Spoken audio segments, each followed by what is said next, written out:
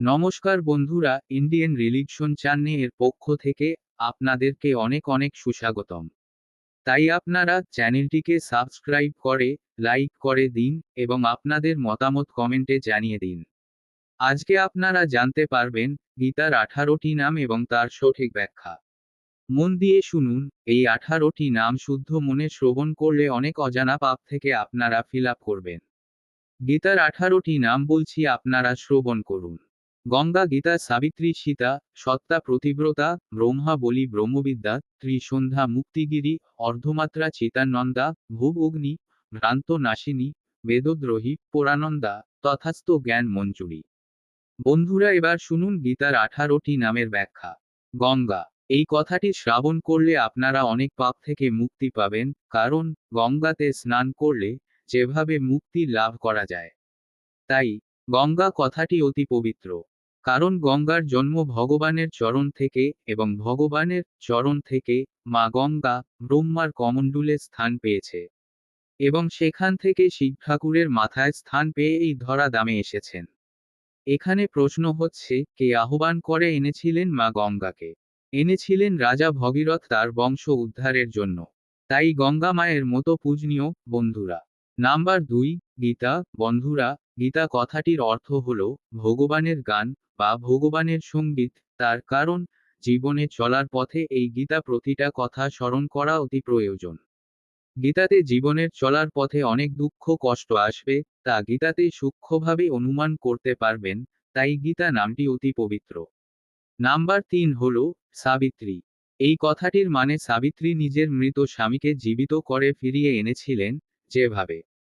তাই গীতার আরেক নাম সাবিত্রী। নাম্বার 4 হল সীতা।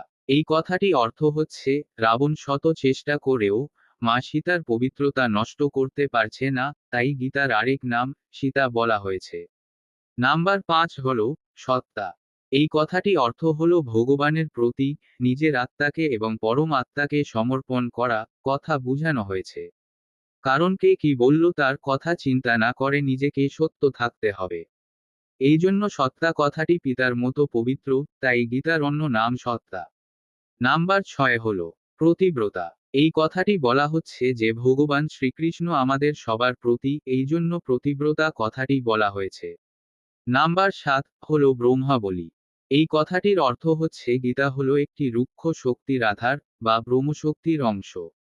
তাই গীতার অন্য নাম ব্রহ্মবলি। নাম্বার 8 হল রুক্ষ বিদ্যা। এই গীতা গ্রন্থটি সম্পূর্ণরূপে ব্রহ্মশক্তির অংশ। রুক্ষ জ্ঞান গীতার মধ্যে আছে বলেই গীতার আরেক নাম ব্রহ্মবিদ্যা। নাম্বার 9 ত্রিসন্ধ্যা। এই কথাটির অর্থ হচ্ছে তিনটি কালের সমন্বয়, অর্থাৎ সকাল, সন্ধ্যা, দুপুর। এই তিনটি সময়ে আমরা যেভাবে আহার করে থাকতে হয়, তেমনি এই তিনটি সময়ে আমরা এই মন্ত্রটি স্মরণ করতে হয়। তাই ত্রিসন্ধ্যা কথাটি বলা হয়েছে। নাম্বার 10 মুক্তিগিরি। যারা নিয়মিত গীতা পাঠ এবং শ্রবণ করে তাদেরকে ভগবান শ্রীকৃষ্ণ অনেক পাপ থেকে মুক্তি দিয়ে থাকেন। তাই মুক্তিগির কথাটি বলা হয়েছে। নাম্বার 11 অর্ধমাত্রা। এ কথাটির অর্থ হচ্ছে মানুষের পাপ এবং পুণ্য, এ দুটি কথার সম্মিলিত শব্দ। যেভাবে রাধা এবং কৃষ্ণের সম্মিলিত রূপ হল গৌরাঙ্গ মহাপ্রভু, তেমনি বোঝানো হয়েছে এখানে। নাম্বার 12 চিতানন্দা। এই কথা অর্থ হচ্ছে নিজেকে আনন্দিত রাখা, কথা বলা হয়েছে, অর্থাৎ নিজে চিত্তকে মানে চেতনা কথা বলা হয়েছে। নাম্বার 13 বব আপনি।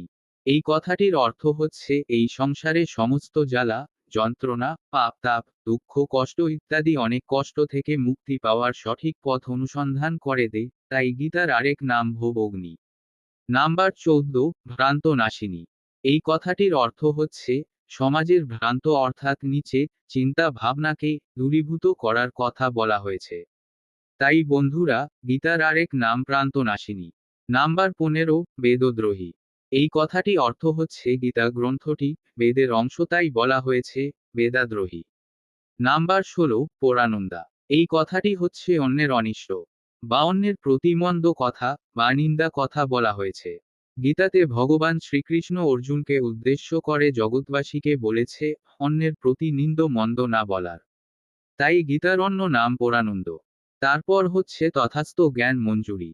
এই কথাটির অর্থ হচ্ছে পৃথিবীর সমস্ত গ্রামের মূল বিষয়বস্তু হল শ্রীমদ্ ভাগবত গীতা। এখানে ভগবান শ্রীকৃষ্ণ যে জ্ঞানটি দিয়েছেন তার চেয়ে মূল্যবান জ্ঞান এই পৃথিবীতে হতেই পারে না। এজন্য গীতার অন্য নাম তথাস্থ জ্ঞান মঞ্জুরি। তাই বন্ধুরা, ভালোবেসে বলুন, হরে কৃষ্ণ, হরে কৃষ্ণ, কৃষ্ণ কৃষ্ণ, হরে হরে, হরে রাম, রাম রাম, হরে হরে। ধন্যবাদ।